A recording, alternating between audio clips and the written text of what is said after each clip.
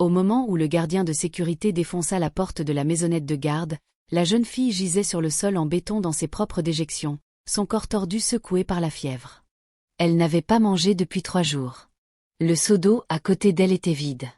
Le matelas, mince, taché, délabré, était trempé de sueur et d'urine. Son visage, à moitié beau, à moitié fondu par l'incendie qui l'avait défiguré 7 ans plus tôt, était tourné vers la maison principale. Le manoir où vivait son père, où ses 3 cadets jouaient, où des fêtes avaient lieu chaque week-end. Un manoir où il lui était interdit d'entrer. « Mon Dieu !» murmura le gardien de sécurité, la main sur la bouche. « Elle est encore en vie. » Le gardien du portail le poussa, jeta un regard et vomit. Les lèvres de la jeune fille bougèrent, un murmure à peine audible. « Papa, s'il te plaît, papa. » Mais son papa, le chef Julien Dumont, homme d'affaires milliardaire, propriétaire de la plus grande société automobile d'Afrique de l'Ouest, était à l'intérieur de son manoir en train de fêter le 10e anniversaire de sa plus jeune fille. La musique était si forte que personne n'avait entendu ses appels à l'aide. Mais avant que je ne vous raconte cette incroyable histoire, faites-moi une faveur. Si vous aimez les histoires puissantes sur l'injustice, le courage et les révélations choquantes, abonnez-vous à ma chaîne dès maintenant. Je crée ces formidables histoires morales chaque semaine. Vous ne voulez pas manquer la prochaine. Appuyez sur ce bouton d'abonnement. Bien, revenons à la manière dont ce cauchemar a commencé. Il y a 14 ans, la famille Dumont était la définition de la réussite à Lagos. Le chef Julien Dumont avait bâti son empire à partir de rien. Il avait commencé comme vendeur de pièces détachées au marché de l'Atapo, dormant sur des cartons entre des conteneurs d'expédition, ne mangeant qu'un repas par jour. À 42 ans, il possédait Dumont Automobile, le plus grand concessionnaire automobile et distributeur de pièces détachées du Nigeria. Des succursales à Lagos, Abuja, Port Harcourt, Kano. Des contrats gouvernementaux, des partenariats internationaux avec Toyota, Honda, Mercedes. Sa fortune était estimée à 23 milliards de naira. Son manoir à Lekki Phase 1 avait 12 chambres, 2 piscines, un court de tennis et une salle de cinéma. Le genre de maison qui rendait même les autres riches jaloux. Sa femme, Madame Éléonore Dumont, était un ancien mannequin devenu une femme du monde. La peau claire, belle, toujours vêtue des dernières modes de Dubaï. Elle dirigeait une entreprise de produits de beauté qui était plus un passe-temps qu'une nécessité. L'argent de son mari était plus que suffisant. Ils avaient 4 enfants. Chloé, l'aînée, 7 ans, belle comme sa mère, peau claire, longs cheveux, yeux vifs. Le genre d'enfant que les gens s'arrêtent pour admirer dans les centres commerciaux. Gabriel, 5 ans, le fils unique. La fierté du chef Dumont. Intelligent, athlétique, charismatique même enfant. Anaïs, 3 ans, une autre belle fille, calme, douce, toujours souriante. Et puis vint Amélie. Amélie naquit un mardi matin de novembre 2009. L'accouchement fut difficile. 36 heures de travail. Madame Éléonore faillit mourir. Mais quand le bébé sortit enfin en criant fort, en bonne santé et parfait, tout le monde remercia Dieu. Le chef Dumont était à Abuja pour conclure un marché de 500 millions de naira. Quand il reçut l'appel, « C'est une fille, monsieur. La mère et le bébé se portent bien. » Il fut légèrement déçu. Il aurait voulu un autre fils, mais un enfant en bonne santé était une bénédiction. Il se précipita de retour à Lagos ce soir-là, arrivant à l'hôpital avec des cadeaux, des fleurs, des ballons, des vêtements de bébé coûteux venant de Londres. Quand il entra dans la chambre privée de l'hôpital, Madame Éléonore tenait le bébé, entouré de membres de la famille. « Viens voir ta fille », dit-elle, souriant malgré son épuisement. Le chef Dumont s'approcha, regardant le petit paquet dans les bras de sa femme. Le bébé était magnifique. La peau foncée comme lui, les lèvres pulpeuses, des cheveux noirs épais déjà fournis. Elle était parfaite. « Comment devrions-nous l'appeler » demanda Madame Éléonore. « Amélie », dit le chef Dumont sans hésiter. « Cela signifie grâce. Elle est notre grâce. » Tout le monde sourit. Tout le monde était heureux. Pour les 3 premières années de sa vie, Amélie fut en effet la grâce. Elle était la plus belle de tous les enfants. Tout le monde le disait. Elle avait les traits délicats de sa mère et la forte personnalité de son père. Intelligente, loquace, pleine de vie. Le chef Dumont l'adorait. « Celle-ci est spéciale », disait-il aux visiteurs, faisant sauter Amélie sur son genou. « Celle-ci va devenir quelque chose de grand. » Il prit plus de photos avec Amélie qu'avec aucun de ses autres enfants. Il la postait constamment sur les réseaux sociaux. Ma petite princesse, bénie, Amélie, la fille de son papa.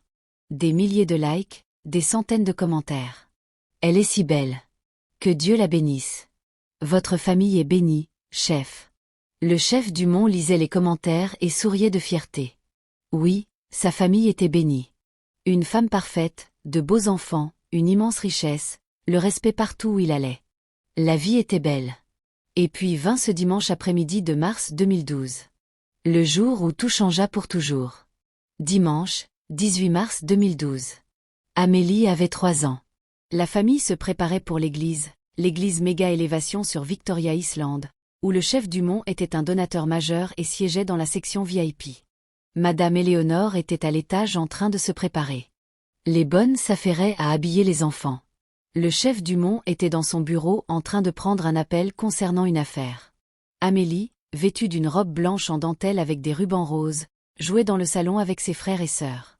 La gouvernante, tante Joie, était dans la cuisine en train de réchauffer de la nourriture pour après l'église. Elle mit une petite casserole en aluminium d'huile végétale sur le feu pour la chauffer. Elle allait faire des plantains frits pour les enfants. Elle alluma la plaque et retourna au salon pour aider avec les enfants. 5 minutes, pensa-t-elle. L'huile sera prête dans 5 minutes. Mais le téléphone sonna. C'était sa mère qui appelait du village. Quelqu'un était malade. Ils avaient besoin d'argent d'urgence. Tante Joie se laissa distraire. L'appel dura 10 minutes, puis 15. Elle oublia complètement l'huile sur le feu. Dans la cuisine, l'huile devint de plus en plus chaude. Puis elle se mit à fumer. Puis elle se mit à bouillir. Puis vlan, elle prit feu. Les flammes jaillirent de la casserole, embrasant immédiatement les rideaux de la cuisine.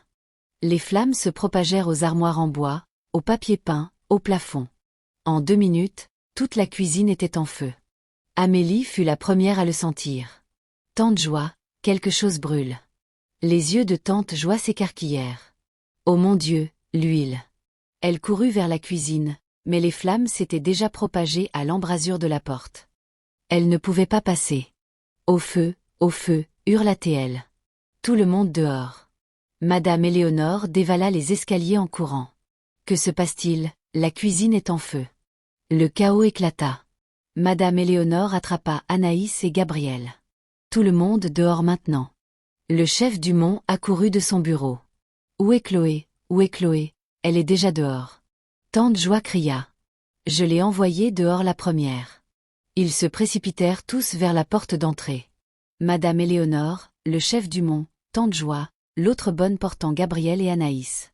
Dans la panique, la fumée et les cris, personne ne remarqua. Amélie n'était pas avec eux. Ils sortirent en toussant à cause de la fumée. Les voisins s'étaient déjà rassemblés. Quelqu'un avait appelé les pompiers. Madame Éléonore fit un décompte. Chloé présente. Gabriel présent. Anaïs présente. Elle se figea. Où est Amélie? Tout le monde regarda autour. Non, Amélie, Amélie. Madame Éléonore hurla. Amélie. Le sang du chef Dumont se glaça. Elle est encore à l'intérieur. Amélie. Il courut vers la porte d'entrée. Mais juste au moment où il l'atteignit, il y eut une explosion. Une bouteille de gaz dans la cuisine avait explosé. Des flammes jaillirent par toutes les fenêtres. Tout le rez-de-chaussée était maintenant un enfer. Monsieur, vous ne pouvez pas entrer là-dedans.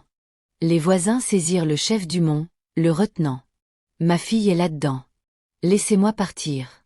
Il lutta contre eux, hurlant, les larmes ruisselant sur son visage. Amélie, Amélie, papa arrive. Amélie. À l'intérieur de la maison, Amélie s'était perdue dans la fumée. Elle essaya de suivre tout le monde vers la porte d'entrée, mais elle se trompa de chemin. Elle se retrouva dans le couloir près de la cuisine, le pire endroit possible. Les flammes l'entourèrent. La fumée l'étouffa. Elle toussait, pleurait, terrifiée. Papa, maman, papa.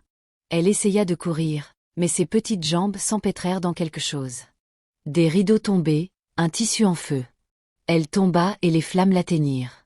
Sa robe, de la dentelle blanche, en matière synthétique, prit feu instantanément. Le côté gauche de son visage, son cou, son bras gauche, sa jambe gauche brûlait. Elle hurla, hurla jusqu'à ce que sa voix se brise, hurla jusqu'à ne plus pouvoir hurler. Puis, À travers la fumée et les flammes, une silhouette apparut. Le gardien de sécurité, Samuel, un jeune homme de l'état de Bayelsa qui ne travaillait pour la famille que depuis 2 mois. Il s'était enroulé dans une couverture mouillée et était rentré dans la maison. Il trouva Amélie, la roula dans la couverture pour étouffer les flammes et la porta dehors. Au moment où il émergea de la fumée, Amélie ne criait plus. Elle ne bougeait plus du tout. Hôpital Saint-Nicolas, salle des urgences. Les médecins travaillèrent frénétiquement. Des brûlures au 3e degré couvrant 40% de son corps. La plupart sur le côté gauche, visage, cou, bras, torse, jambes. Son oreille gauche était partiellement fondue. Son œil gauche était endommagé. Sa peau était noire, rouge et suintait. Elle doit être transférée dans un centre de grands brûlés immédiatement, dit le médecin en chef. Nous n'avons pas les installations ici. Le chef Dumont était déjà au téléphone. Trouvez-moi un avion. Je me fiche du coup. Trouvez-moi un avion pour l'Afrique du Sud maintenant. 6 heures plus tard, Amélie était dans un jet médical privé pour Johannesburg, vers l'un des meilleurs centres de grands brûlés d'Afrique. Madame Éléonore l'accompagna. Le chef Dumont resta derrière avec les autres enfants. Quelqu'un devait le faire. Le traitement en Afrique du Sud dura 6 mois. 6 mois de chirurgie, de greffe de peau, de débridement, d'ablation des tissus morts, une douleur qui faisait hurler Amélie pendant des heures. Elle n'avait que 3 ans. Le chef Dumont lui rendit visite 3 fois. Chaque visite dura moins de 2 jours. Il avait des affaires à gérer, disait-il. Quand Amélie fut enfin suffisamment stable pour retourner au Nigeria, Madame Éléonore la ramena à la maison. Les autres enfants avaient été préparés. Amélie a eu un accident, expliqua Madame Éléonore. Elle a été blessée dans l'incendie. Elle a un aspect différent maintenant, mais c'est toujours votre sœur. Vous devez l'aimer de la même manière. Chloé, Gabriel et Anaïs hochèrent solennellement la tête. Quand Amélie arriva à la maison, ils coururent pour l'embrasser, mais s'arrêtèrent en la voyant. Le côté gauche de son visage était couvert d'un tissu cicatriciel épais et brillant, rouge, violet et blanc, tendu, faisant baisser son œil, tordant sa bouche. Son oreille gauche avait presque disparu, juste un petit moignon de cartilage. Son bras gauche était raide, les greffes de peau rendant difficile la flexion de son coude.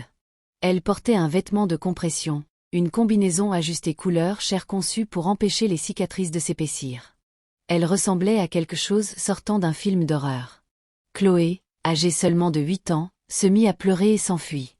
Gabriel la fixa, bouche bée. Anaïs se mouilla de peur. Amélie vit leur réaction. Son bon œil se remplit de larmes. « Maman, pourquoi ont-ils peur de moi ?» Madame Éléonore la serra fort dans ses bras. « Ils n'ont pas peur, bébé. Ils sont juste surpris. Donne-leur du temps. » Mais le temps n'aida pas. Les enfants évitaient Amélie. Quand ils devaient être dans la même pièce, ils fixaient ses cicatrices et chuchotaient. Les visiteurs à la maison avaient un sursaut en la voyant. « Mon Dieu, que lui est-il arrivé ? Oh mon Dieu, cette pauvre enfant !» Certaines personnes se signaient et priaient comme si elle était maudite. Et le chef Dumont cessa de la regarder. Au début, tout le monde pensa que c'était le chagrin. Le traumatisme d'avoir presque perdu sa fille. Mais c'était autre chose. Quelque chose de plus sombre. La honte. Il avait honte d'elle. Cela commença subtilement.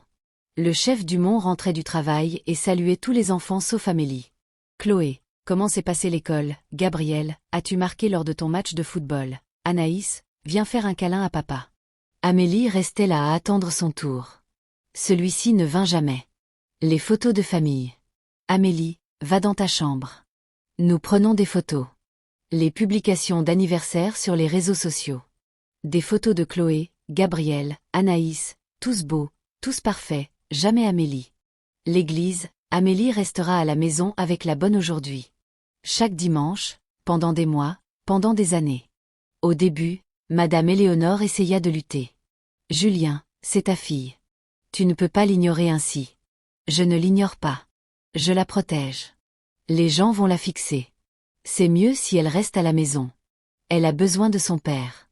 Ce dont elle a besoin, ce sont plus de chirurgie. Je paie pour tout, non, plus de chirurgie, plus de greffe de peau, plus de douleur. Mais aucune quantité de chirurgie ne pouvait complètement réparer ce que l'incendie avait détruit. À l'âge de 7 ans, Amélie comprit la vérité. Son père ne l'aimait plus. Elle essaya tout pour reconquérir son affection. Elle étudia dur, obtint les meilleures notes de sa classe, rentra à la maison excitée de lui montrer son bulletin. « Papa, regarde, je suis première. » Le chef Dumont y jeta à peine un coup d'œil. « C'est bien. Maintenant, va dans ta chambre. » Elle apprit à cuisiner ses plats préférés. Aida la cuisinière à préparer la soupe au poivre comme il l'aimait. « Papa, je l'ai fait pour toi. Je n'ai pas faim. » Elle lui écrivit une lettre pour la fête des pères. « Cher papa, je t'aime tellement. Tu es le meilleur papa du monde. Je suis désolée pour l'incendie. Je ne voulais pas être brûlée. S'il te plaît, aime-moi à nouveau. Ta fille, Amélie. » Elle la laissa sur son bureau.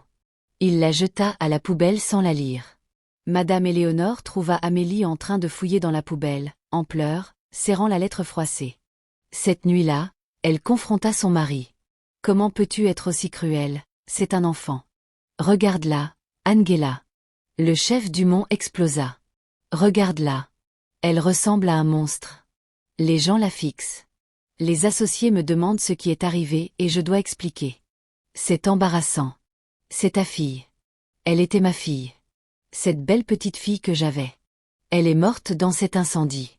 Ce qui est sorti est autre chose. » Madame Éléonore le gifla. Il ne broncha même pas. « Tu peux me gifler autant que tu veux. Je sais ce que je vois. Chaque fois que je la regarde, je vois l'échec. Je vois le jour où j'ai presque tout perdu. Je vois la laideur. »« Alors c'est toi qui es laid, » dit Madame Éléonore, la voix tremblante. « Pas elle, toi. » Mais le chef Dumont ne changea pas. Au contraire, il empira. Quand Amélie eut 10 ans, le chef Dumont prit une décision.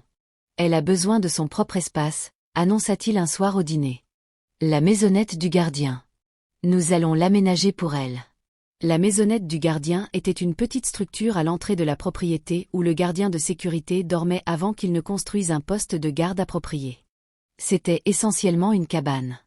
Une pièce, pas de salle de bain appropriée, pas de cuisine. Madame Éléonore fut horrifiée. « Tu veux déplacer notre fille dans la maisonnette du gardien, ce n'est pas bon pour les autres enfants d'être tout le temps autour d'elle. Ils sont traumatisés. C'est des bêtises et tu le sais. C'est ma décision. » Décision finale. 2 semaines plus tard, Amélie fut déplacée hors du manoir. La maisonnette du gardien fut repeinte. Un matelas fut jeté sur le sol. Un seau fut fourni pour la toilette.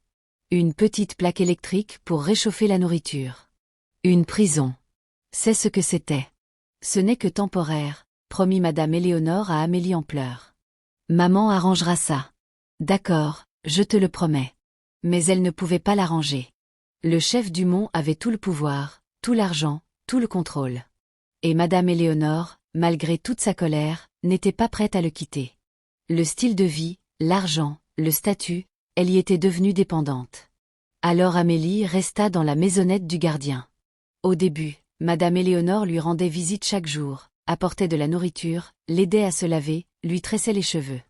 Mais le chef Dumont commença à se plaindre. « Tu passes trop de temps avec elle. Les autres enfants ont besoin de toi aussi. » Lentement, les visites devinrent moins fréquentes. Chaque jour, puis tous les 2 jours, puis 2 fois par semaine, puis 1 fois par semaine, puis quand elle s'en souvenait. La bonne avait pour instruction d'apporter de la nourriture à la maisonnette du gardien 2 fois par jour, matin et soir. Une assiette laissée devant la porte, comme pour nourrir un chien. Amélie regardait depuis sa petite fenêtre ses frères et sœurs jouer dans la propriété, nager dans la piscine, jouer au tennis, fêter leurs anniversaires avec des dizaines d'amis. Il lui était interdit de se joindre à eux. Cela perturbera les invités, disait le chef Dumont. Alors elle restait cachée, regardant la vie se dérouler sans elle. La nuit, elle entendait la musique du manoir, les rires, les célébrations, et elle s'allongeait sur son mince matelas et pleurait dans son oreiller. À l'âge de 12 ans, Amélie avait cessé de pleurer. Elle avait cessé de ressentir quoi que ce soit. La dépression s'était installée. Le genre qui vous rend insensible, qui vous fait vous demander pourquoi vous êtes encore en vie. Elle cessa de manger régulièrement, perdit du poids. Son corps déjà fragile devint squelettique. La bonne le remarqua mais ne dit rien. Ce n'était pas à elle d'interférer. Les gardiens de sécurité avaient pitié d'elle mais avaient peur de perdre leur emploi s'ils l'aidaient. Tout le monde savait ce qui se passait. Tout le monde détournait le regard parce que le chef Dumont était puissant, riche, influent. Qui oserait le questionner? L'école devint la seule échappatoire d'Amélie. Le chef Dumont payait pour qu'elle fréquente une école privée. Pas l'école internationale coûteuse que ses autres enfants fréquentaient, mais une école correcte. Un chauffeur la déposait le matin, la laissait à la grille, et venait la chercher l'après-midi. On lui ordonna de ne dire à personne qu'elle était la fille du chef Dumont. Utilise le nom de jeune fille de ta mère, Leroy. Dis-leur que ton père est mort. Ainsi, Amélie Dumont devint Amélie Leroy, la fille timide, cicatrisée, qui s'asseyait au fond de la classe et parlait à peine. Au début, les autres enfants étaient cruels. Qu'est-il arrivé à ton visage? Pourquoi tu ressembles à ça? Es-tu une sorcière? Est-ce qu'on t'a brûlé pour sorcellerie? Amélie apprit à les ignorer, à disparaître en elle-même. Mais elle rencontra alors Grace. Grace était une fille rondelette, bruyante, intrépide, qui se fichait de ce que les autres pensaient. Elle s'assit à côté d'Amélie en classe un jour et dit « Ces cicatrices doivent avoir une histoire. Tu veux me la raconter ?» Amélie fut choquée. Personne ne l'avait jamais demandé gentiment auparavant. « J'ai été dans un incendie quand j'étais petite. Ça a dû faire un mal de chien. » C'était le cas. « Eh bien, tu as survécu. Cela te rend forte. J'aime les gens forts. » À partir de ce jour, Grace devint la seule amie d'Amélie. Elle la défendait contre les harceleurs. Partageait son déjeuner. La faisait rire. Pour la première fois depuis l'incendie, Amélie eut l'impression que la vie valait peut-être la peine d'être vécue. Un jour, Grace demanda « Pourquoi ton chauffeur te dépose à la grille et part si vite? Pourquoi n'attend-il pas comme les autres chauffeurs ?» Amélie hésita. « Ma famille est compliquée. »« Compliquée comment? Ils ne sont pas fiers de moi. » Grace fronça les sourcils. « À cause de tes cicatrices, c'est stupide. Mon père dit que je suis embarrassante. » Les yeux de Grace s'écarquillèrent. « Ton père a dit ça à ta figure, pas à ma figure. Il ne me parle pas du tout. Quel est son nom? J'irai le battre moi-même. » Amélie sourit malgré elle. « C'est un homme puissant. Le chef Julien Dumont. » Grace faillit tomber de sa chaise. « Attends, le chef Dumont, le concessionnaire automobile milliardaire. » « Oui.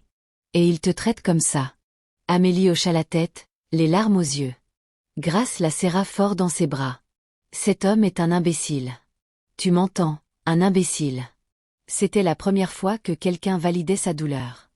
3 ans passèrent. Amélie avait maintenant 14 ans.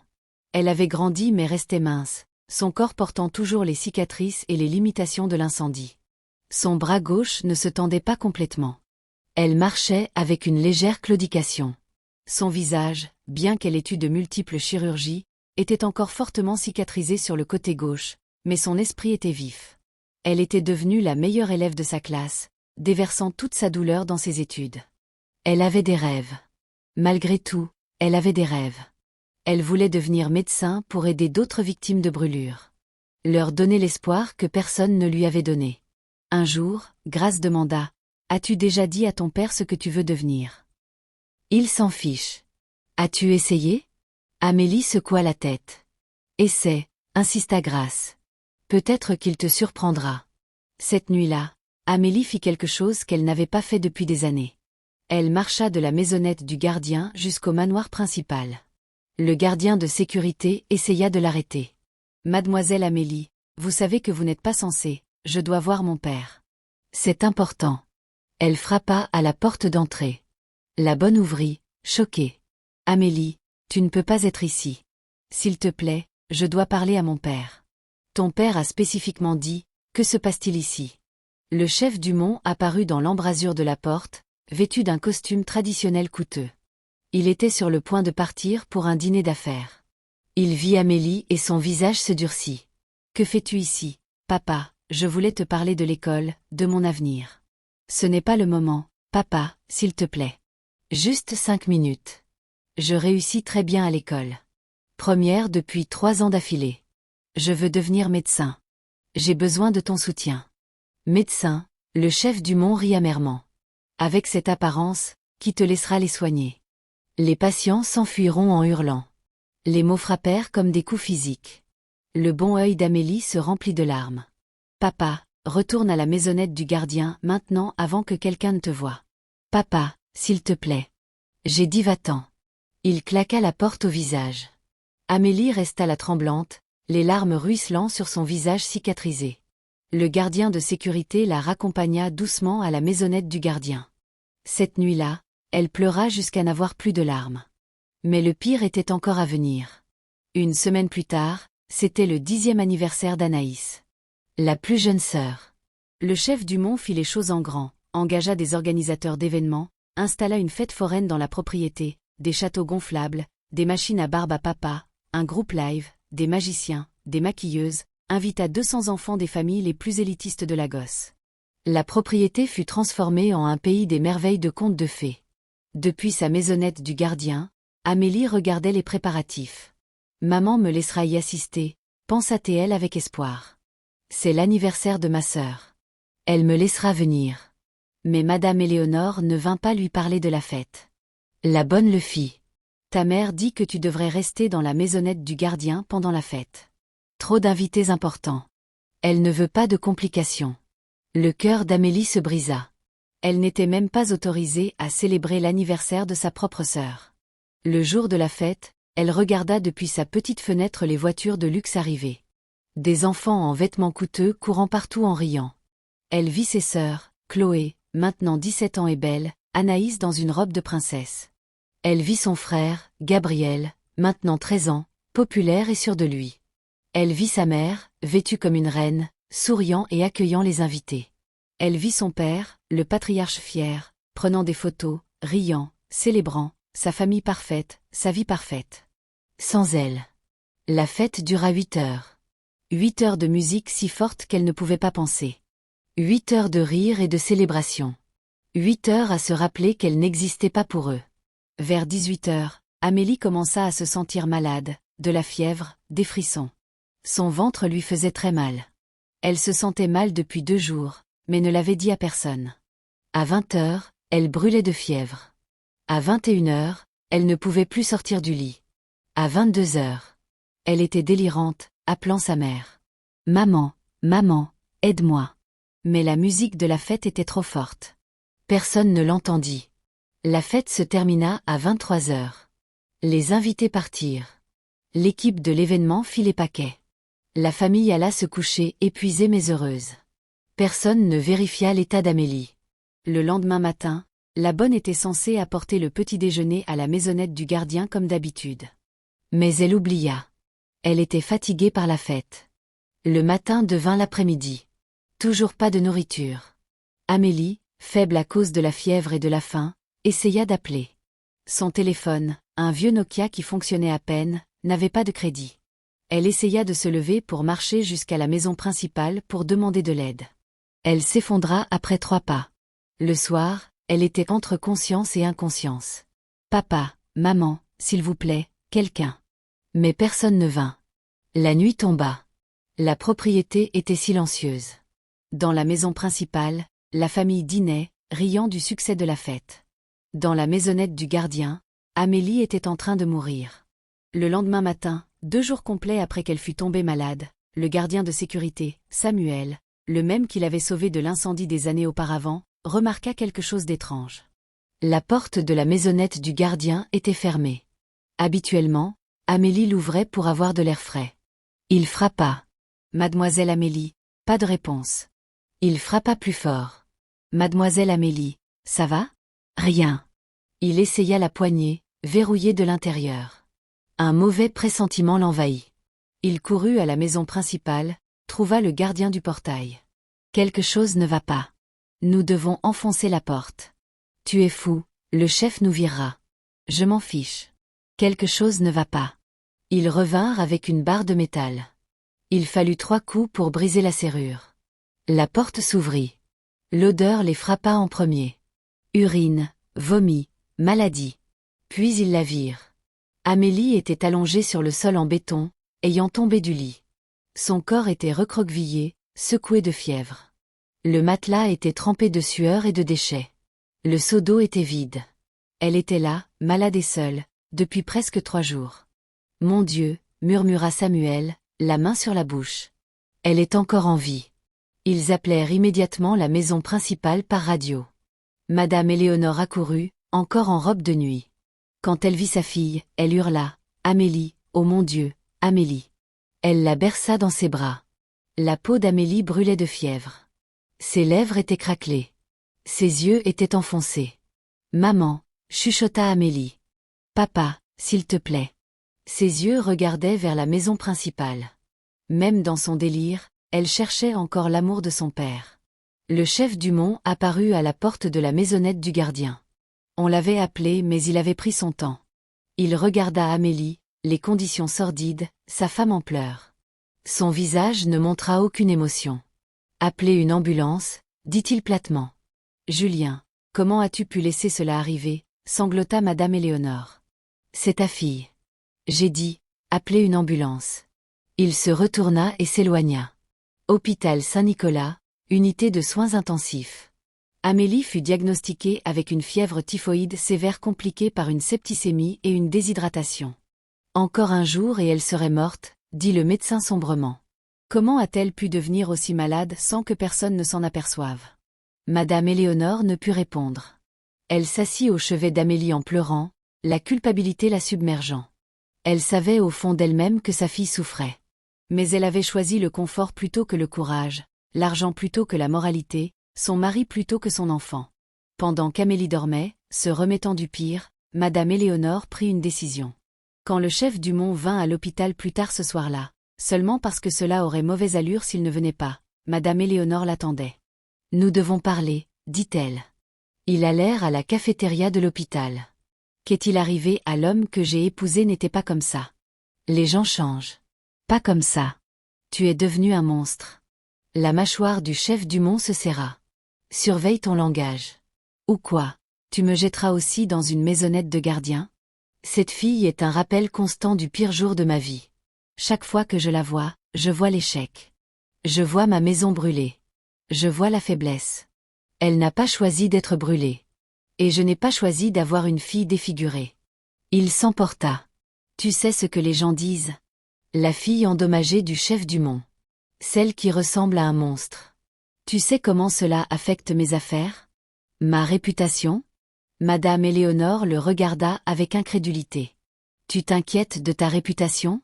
Tout ce que j'ai bâti est basé sur l'image, le succès, la perfection. Et elle ruine cette image. C'est un enfant.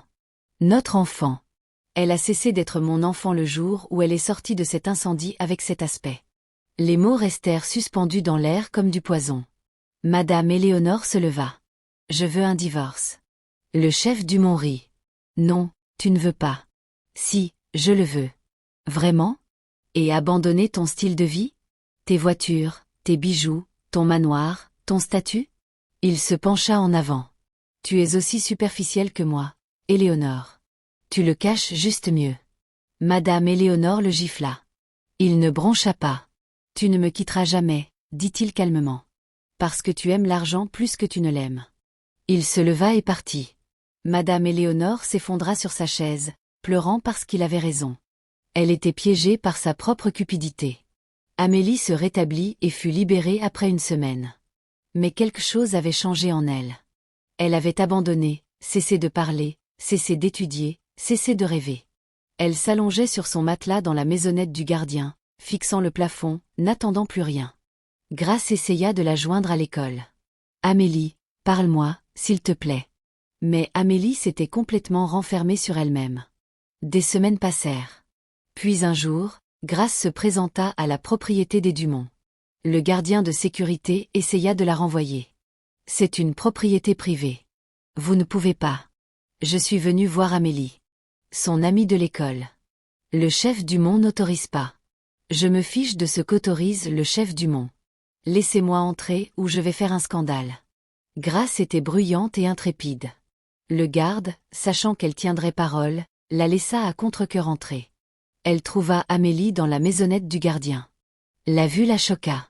Amélie ressemblait à un squelette. Ses vêtements flottaient sur elle. Ses yeux étaient morts. Oh mon Dieu, Amélie. Grace s'assit à côté d'elle. Écoute-moi. Je sais que tu es blessée. Je sais que tu es brisée, mais tu ne peux pas les laisser gagner. Ils ont déjà gagné, chuchota Amélie. Non, ils ne gagnent que si tu abandonnes. Si tu meurs ici sans jamais devenir qui tu étais destinée à être, à quoi bon? Personne ne me veut, pas même mon propre père. Alors prouve-lui qu'il a tort, dit Grace avec férocité.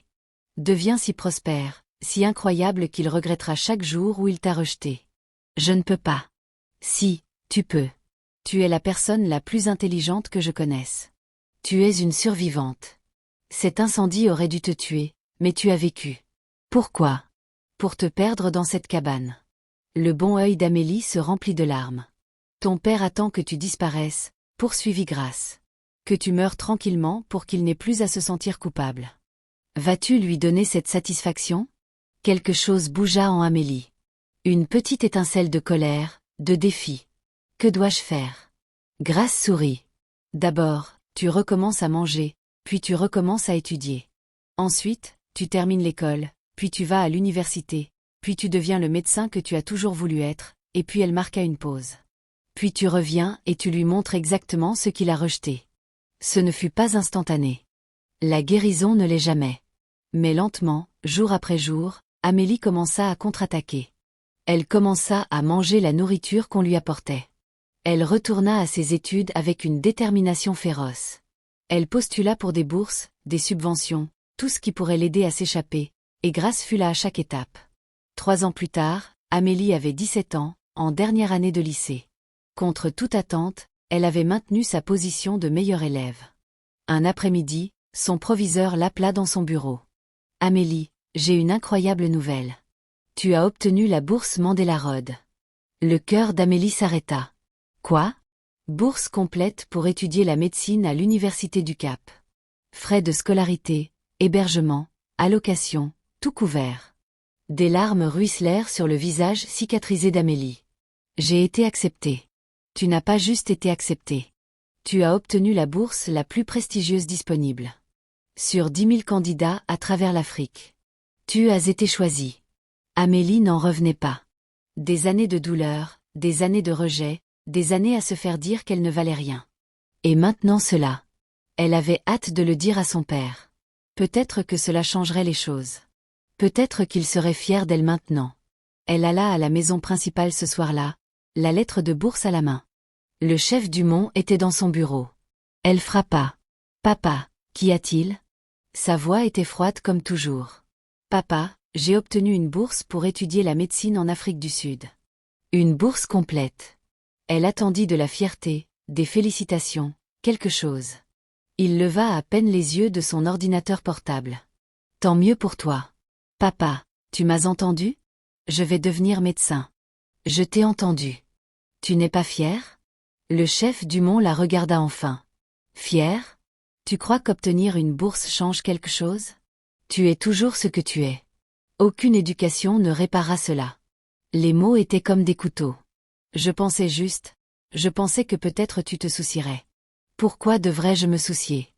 Tu as cessé d'être mon souci il y a longtemps.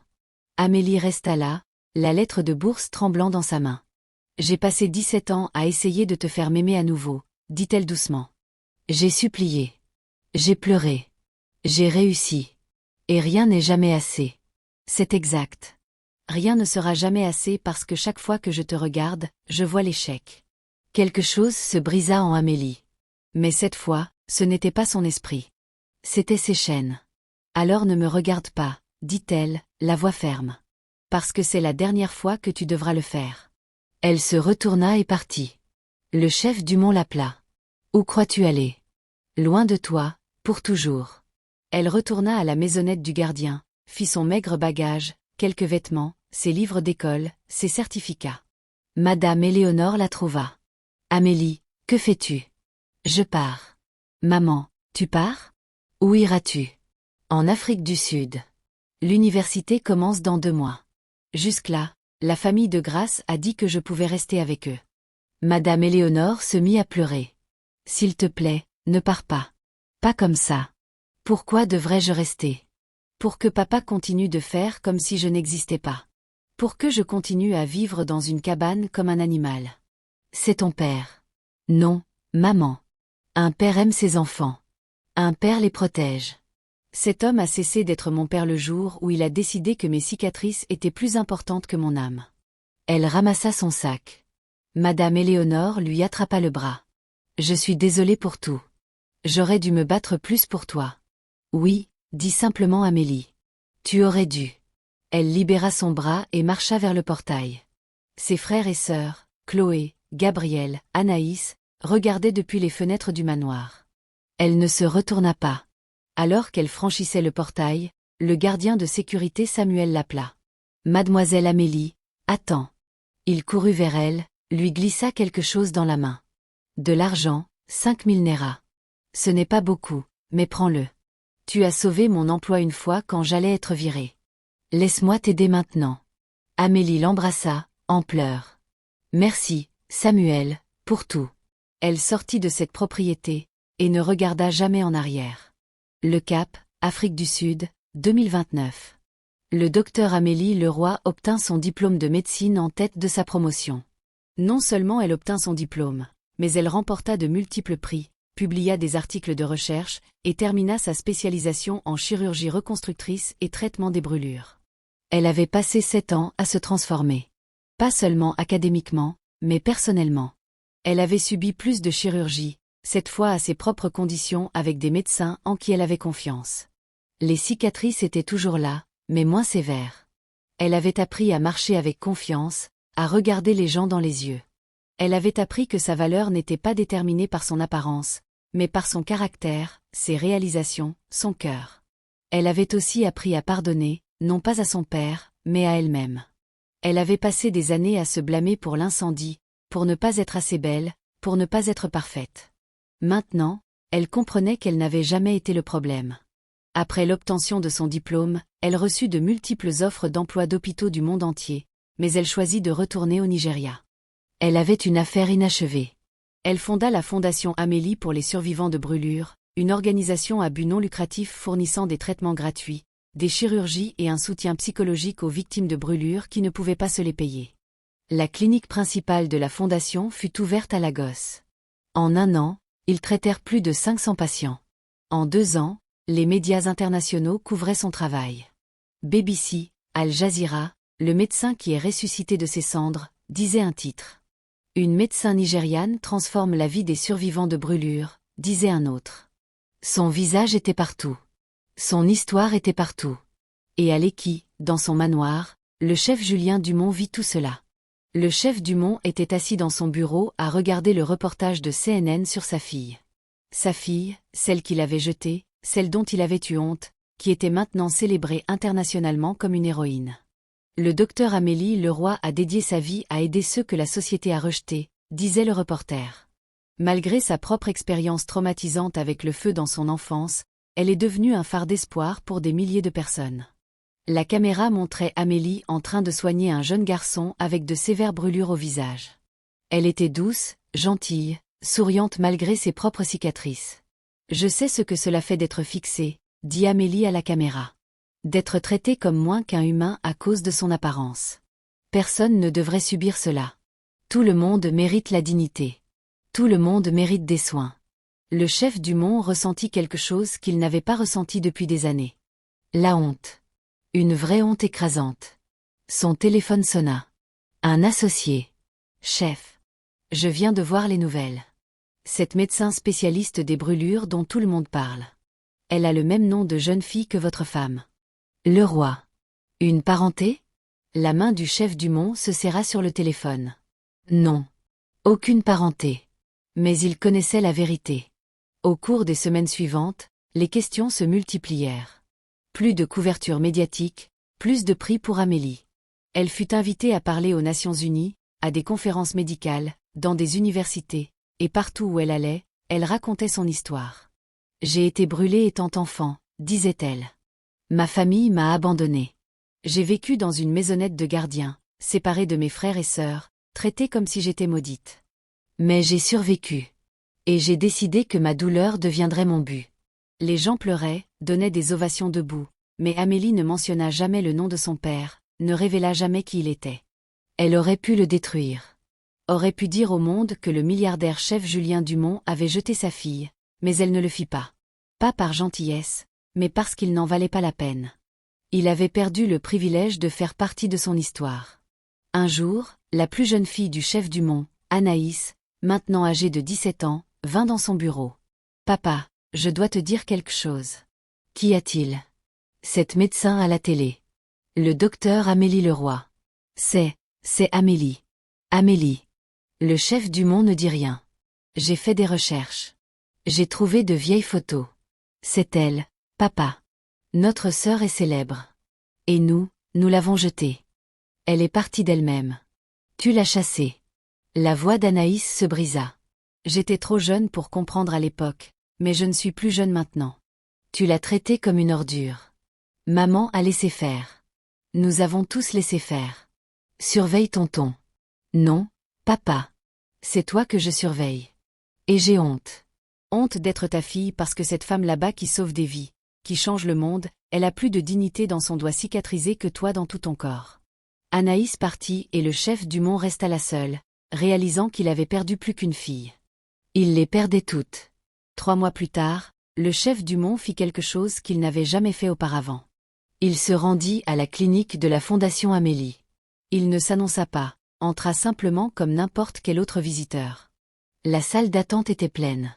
Des enfants avec des brûlures, des adultes avec des difformités, des familles cherchant de l'aide. Tout le monde était traité avec respect, avec dignité. Une infirmière s'approcha de lui. « Monsieur, puis-je vous aider ? Je suis venue voir le docteur Amélie. Avez-vous un rendez-vous ? Non, mais dites-lui que le chef Julien Dumont est là. » L'expression de l'infirmière changea. Tout le monde à Lagos connaissait ce nom. « Veuillez patienter ici. » 10 minutes plus tard, Amélie apparut. Elle portait une blouse blanche de médecin, un stéthoscope autour du cou. Ses cicatrices étaient visibles, mais elle tenait la tête haute. Elle regarda son père sans expression. « Chef, dit-elle formellement. Comment puis-je vous aider ? Pouvons-nous parler en privé ? » Elle le conduisit à son bureau, ferma la porte. Ils se tinrent de part et d'autre de la pièce. « Pourquoi êtes-vous ici ? Demanda Amélie. « Je vous ai vu à la télé. Votre travail est impressionnant. Est-ce tout ? » Le chef Dumont lutta pour trouver les mots. « Je dois m'excuser. » Amélie termina sa phrase. « Est-ce pour cela que vous êtes venu ? » Il hocha la tête, incapable de parler. Amélie rit. Ce fut un son amer. « Vous avez 17 ans de retard. Je sais. Je sais que j'ai échoué envers vous. J'avais tort. Vous n'aviez pas tort, papa. Vous étiez mauvais. » Le mot le frappa comme une gifle. J'étais un enfant blessé, effrayé, traumatisé, et vous m'avez abandonné. Non pas parce que j'avais fait quelque chose de mal, mais parce que je n'étais plus jolie. J'avais honte de quoi ? La voix d'Amélie s'éleva. De ma survie, du fait que j'étais en vie. Auriez-vous préféré que je meure dans cet incendie ? Non, bien sûr que non. Alors quoi ? Qu'y avait-il de si honteux que vous deviez m'enfermer comme un secret honteux ? Le chef Dumont ne put répondre. Je vais vous dire ce que c'était, dit Amélie. L'orgueil. Votre image était plus importante que votre fille. Votre réputation était plus importante que ma douleur. Vous avez choisi le statut plutôt que l'amour. Je suis désolée. Désolée ne me rend pas mon enfance. Désolée ne guérit pas les nuits où je pleurais jusqu'à m'endormir. Désolée n'efface pas le fait que mon propre père me regardait avec dégoût. Des larmes coulèrent sur le visage du chef Dumont. Que puis-je faire ? Comment puis-je réparer cela ? Vous ne pouvez pas, dit simplement Amélie. Il n'y a pas de réparation possible. Vous avez fait votre choix. Maintenant, j'ai fait le mien. Quel choix ? Vivre sans vous, réussir sans vous, être heureuse sans vous. Elle marcha vers la porte, l'ouvrit. Je vous ai pardonné, pas pour vous, mais pour moi, parce que je refuse de porter votre haine dans mon cœur. Mais le pardon ne signifie pas la réconciliation. Vous n'aurez pas le droit de faire partie de ma vie maintenant que je réussis. S'il vous plaît. Au revoir, chef Dumont. J'espère que vous apprécierez la famille parfaite que vous avez choisie plutôt que moi. Elle sortit. Le chef Dumont resta dans ce bureau, brisé, réalisant qu'il avait jeté un diamant parce qu'il cherchait de l'or. Les années qui suivirent furent une justice poétique. La fondation d'Amélie grandit. Elle ouvrit des cliniques dans 3 villes supplémentaires. Elle fut nommée pour des prix humanitaires internationaux. Pendant ce temps, la vie du chef Dumont s'effondra. Le karma n'oublie pas. Sa fille aînée, Chloé, tomba enceinte à 19 ans d'un homme qui l'abandonna. La honte qu'elle avait aidé à infliger à Amélie lui revint. Son fils, Gabriel, développa une addiction au jeu, volant des millions à l'entreprise familiale. La perfection que le chef Dumont avait vénérée se révéla être une illusion. Sa plus jeune fille, Anaïs, coupa les ponts avec lui, dégoûtée par son traitement envers Amélie. Sa femme, Madame Éléonore, sombra dans une dépression sévère. La culpabilité d'avoir abandonné sa fille la rongeait chaque jour. Et le chef Dumont lui-même, ses affaires commencèrent à péricliter. De mauvaises décisions, de mauvais investissements, le karma agissant par des conséquences naturelles. Il fut forcé de vendre des propriétés, de réduire la taille de l'entreprise, de licencier du personnel. Le manoir de l'Équy, celui d'où Amélie avait été bannie, fut mis en vente. Tout ce qu'il avait valorisé plus que sa fille lui était retiré. Un jour, il eut une crise cardiaque massive. Il fut transporté d'urgence à l'hôpital, le meilleur hôpital de Lagos où le docteur Amélie Leroy se trouvait justement en consultation. Quand elle apprit que le chef Julien Dumont était en réanimation, elle alla le voir. Non pas parce qu'elle s'en souciait, mais parce qu'elle avait besoin de fermer cette page. Il était connecté à des machines, faible, gris, mourant. Quand il la vit, des larmes emplirent ses yeux. Amélie. Elle se tint au pied de son lit. Les infirmières m'ont demandé si nous étions apparentés. Je leur ai dit, non, parce que nous ne le sommes pas. Plus maintenant. Pardonnez-moi, s'il vous plaît. Je vous ai déjà pardonné, mais cela ne signifie pas que vous méritez mon temps. Elle se retourna pour partir. Attendez, Altatéil. Je suis mourant. Les médecins ont dit, peut-être quelques jours. Ne me laissez pas comme ça, s'il vous plaît. Amélie regarda en arrière. Vous m'avez laissé mourir dans une maisonnette de gardien, seule, malade, oubliée. Vous en souciez-vous alors? Je suis désolée. Arrêtez de dire désolé. Cela ne veut rien dire. Vous n'êtes pas désolé de m'avoir blessé. Vous êtes désolé de m'avoir perdu. Il y a une différence. Elle marcha vers la porte. J'espère que vous survivez, dit-elle sans se retourner. Parce que la mort est trop facile. Je veux que vous viviez, que vous me regardiez réussir, que vous voyiez tout ce que vous auriez pu avoir si vous m'aviez simplement aimé. Elle partit. Le chef Dumont survécut, à peine, mais il avait tout perdu de ce qui comptait. Sa santé, sa fortune, sa famille, tout parce qu'il n'avait pas pu accepter une fille imparfaite. Le docteur Amélie Leroy avait maintenant 37 ans. Elle était devenue l'une des chirurgiennes reconstructrices les plus respectées d'Afrique. Elle ne s'était jamais mariée. Son travail était sa vie, mais elle était heureuse, épanouie, entourée des personnes qu'elle avait aidées. Un jour, elle reçut une lettre de son père. Elle faillit la jeter, mais la curiosité la fit l'ouvrir. Ma chère Amélie, je t'écris depuis une petite chambre à Surulré, très différent du manoir dont tu te souviens. J'ai tout perdu. L'entreprise s'est effondrée. Ta mère a divorcé. Tes frères et sœurs ne veulent plus rien avoir à faire avec moi. Je mérite tout cela. Je n'attends pas de pardon. Je n'attends rien. Je veux juste que tu saches que tu avais raison sur tout. J'ai détruit ma famille parce que je ne pouvais pas voir au-delà de tes cicatrices pour atteindre ton âme. J'ai jeté le cadeau le plus précieux que Dieu m'ait donné. Une fille avec du courage, de l'intelligence, et un cœur que je n'ai jamais mérité. Tu es devenu tout ce que j'aurais dû t'aider à devenir. Au lieu de cela, j'ai essayé de te détruire et tu t'es élevé malgré tout. Je suis fière de toi. Je sais que je n'en ai pas le droit, mais je le suis. Ton père qui a échoué envers toi. Julien. Amélie plia la lettre lentement. Elle ne pleura pas, ne ressentit pas de colère. Juste de la pitié. Elle répondit par une phrase. J'espère que vous trouverez la paix, mais trouvez-la sans moi. Elle l'envoya et continua sa vie. Parce qu'elle avait appris la leçon la plus importante. Certaines personnes ne méritent pas de place dans votre vie. Même si elles vous ont donné la vie.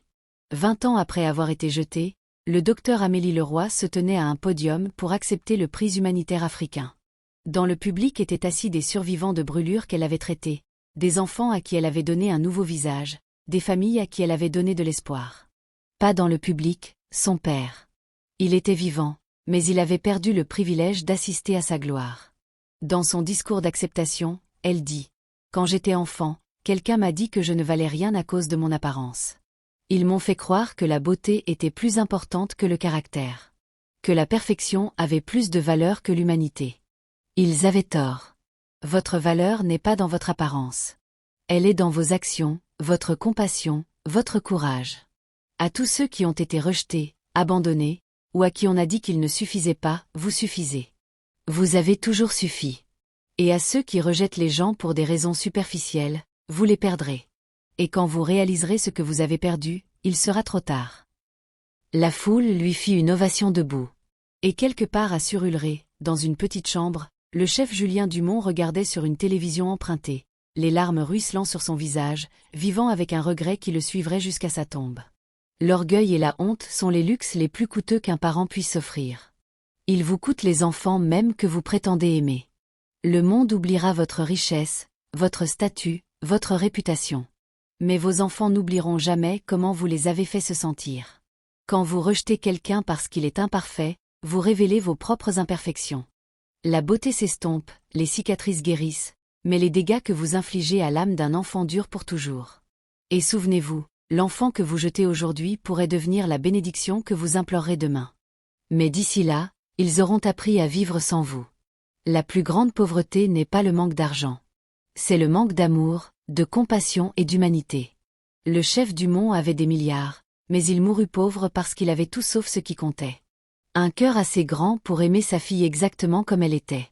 Question honnête. Pensez-vous que le chef Dumont méritait une seconde chance ou a-t-il obtenu exactement ce qu'il méritait? Commentez vos pensées et si cette histoire a touché votre cœur, faites 3 choses maintenant. 1. Appuyez sur ce bouton d'abonnement. Je crée de puissantes histoires morales nigérianes comme celle-ci chaque semaine. Des histoires sur la justice, le pardon et les révélations choquantes. 2. Écrasez ce bouton « J'aime » si cette histoire vous a ému. 3. Partagez cette vidéo. Merci d'avoir regardé. À bientôt dans la prochaine histoire puissante. Que Dieu vous bénisse.